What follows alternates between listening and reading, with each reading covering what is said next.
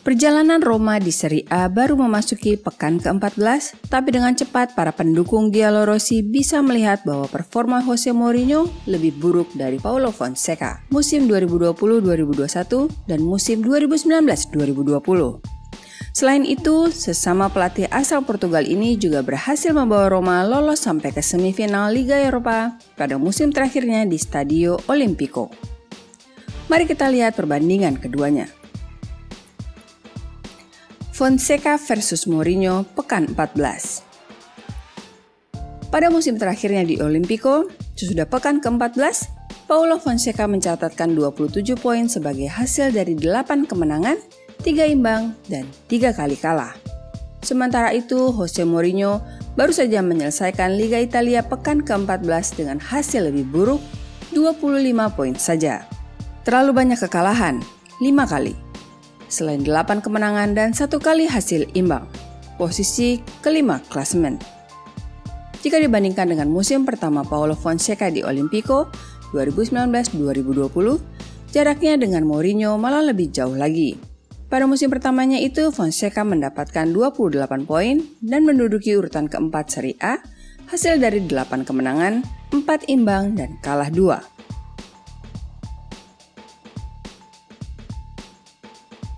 Mourinho derita kekalahan tak perlu. Dari 5 kekalahan itu, beberapa tidak diperlukan, atau bisa dicegah agar tidak terjadi. Salah satunya melawan Venezia, tim promosi musim 2021-2022 mengalahkan Giallorossi dengan skor 3-2 pada November 2021. Tuan rumah di Stadio Pierluigi Penzo di kota Venice itu unggul lebih dulu saat pertandingan belum berusia 3 menit, sebelum dibalaskan oleh Eldor Shomurodov menit 43 dan Tammy Abraham masa injury time babak pertama. Tapi lini belakang Roma sepertinya lengah dan Venezia membalaskan 2 gol pada babak kedua. Selain itu, skuad Jose Mourinho juga membuang peluang menang saat melawan Verona dan Lazio.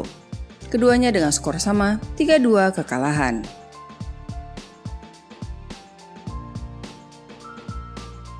Peluang Roma sebelum akhir tahun.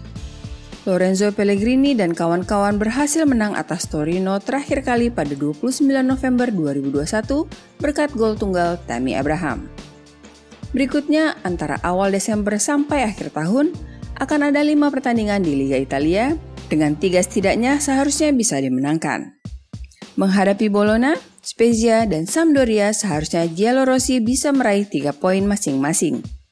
Sementara 2 big match melawan Inter pada 5 Desember dan Atalanta 18 Desember, Mourinho akan menargetkan hasil seri. Total 11 poin antara awal Desember sampai dengan akhir tahun 2021.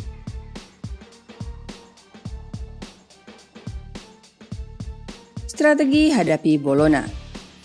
Roma menang 4 kali dari 5 perjumpaan terbarunya lawan Bologna.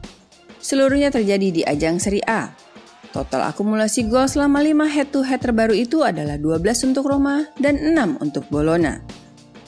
Satu-satunya kekalahan Roma diderita pada 8 Februari 2020 saat 3 gol Bologna dalam 51 menit pertama dibalaskan 1 kali melalui bunuh diri dan kemudian Henrikh Mkhitaryan jelang akhir.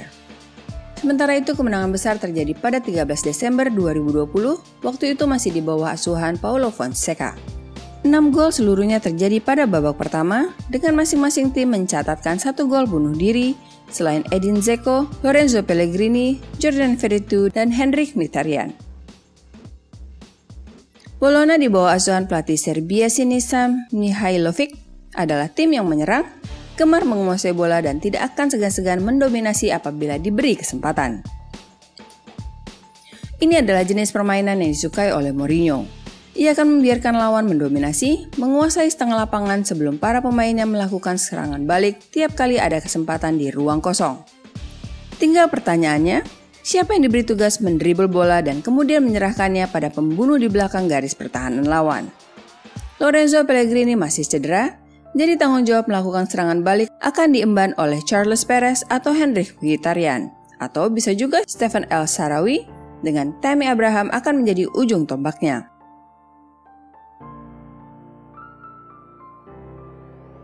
Performa Tammy Abraham. Mourinho berhasil membujuk Tammy Abraham untuk membatalkan kepindahannya ke Arsenal dan menuju ke Olimpico Roma. Sejauh ini, sang manajer Portugal itu berhasil mendapatkan yang terbaik dari pemain 24 tahun itu dengan 4 gol di Serie A dan 4 gol di kompetisi Eropa. Jika melihat penampilan Tammy Abraham, maka ia kembali ke puncak performanya usai turun sedikit sepanjang bulan Oktober 2021 dengan nihil gol. Mantan pemain Chelsea itu mencetak 1 gol dalam kekalahan 3-2 di Venezia, 1 gol dan 1 assist dalam kemenangan Inggris 10 gol di kandang San Marino, serta 2 gol dalam kemenangan 4-0 atas Zorya Luhansk di ajang Liga Konferensi Eropa, plus gol tunggal kemenangan atas Torino.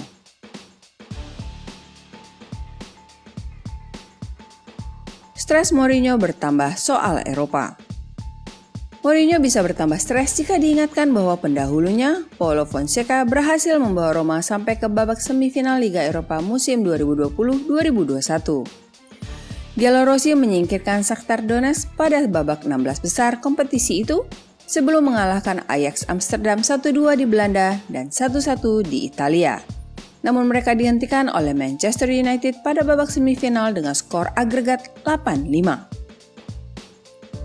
Mourinho akan tertekan pada laga kualifikasi terakhir penyisihan grup Liga Konferensi Eropa di kandang CSKA Sofia, berusaha merebut posisi puncak grup C agar terhindar dari play-off yang merepotkan melawan tim-tim buangan Liga Eropa. Kekalahan 6-1 yang memalukan melawan tim Norwegia Bodø Glimt menyebabkan peluang merebut posisi puncak grup C sangat tipis. Apalagi Bodø Glimt akan tandang ke Zorya Luhansk pada matchday terakhir 10 Desember 2021. Tak satu pun laga kompetisi Eropa akan dianggap sukses, kecuali Jose Mourinho berhasil membawa Roma lolos ke final Liga Konferensi Eropa. Kurang dari final akan dianggap sebagai kegagalan karena pendahulunya sukses sampai ke semifinal Liga Eropa 2020-2021. The Special One tak bisa mengeluh. Ia sudah 2 kali merebut trofi Liga Champions, 1 kali bersama FC Porto pada tahun 2004 dan kemudian Inter Milan pada 2010 sebelum memberi Manchester United gelar juara Liga Eropa pada 2017.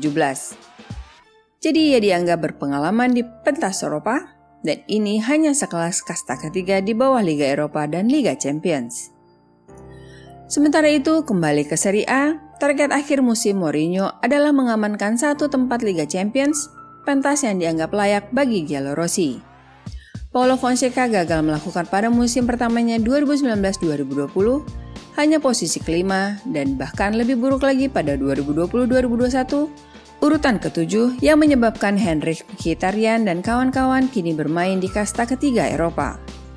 Hanya jika Giallorossi finish pada 4 posisi teratas Serie A, maka Mourinho akan dianggap lebih sukses daripada kompatriotnya itu.